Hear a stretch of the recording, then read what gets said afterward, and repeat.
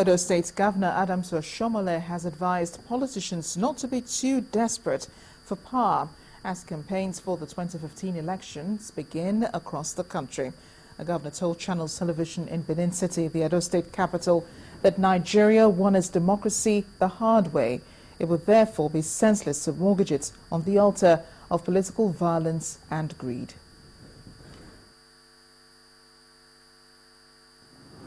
What is coming in 2050 is not war. That is not the promise of democracy. Evil soldiers, military governments recognize that you can't wage war against your people. If Nigeria has attained democracy today, it's not courtesy of a willing military. The military had to agree at a point that it could no longer hang on because Nigerians were unanimous. You look at history across nation states. In Ouagadougou,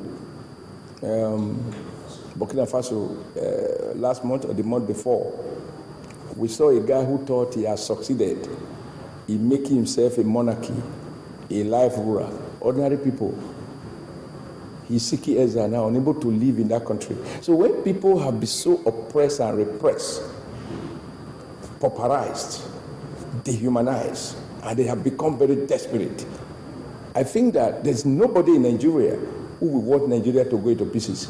And the more you have taken, the more you're taking ensuring that the system is not undermined. Well, there's no nation state, and the world is now such that when power overwhelms a people, it becomes a matter for the international community.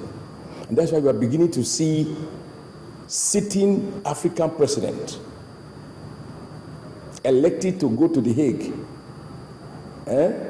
to defend charges against him in the International Criminal Court, which means that there's no hiding place now for anyone. So if you resort to measures that are undemocratic, if you resort to killings, you resort to provoking war under any guise, if you are too strong for your country, you cannot be too strong for the international community.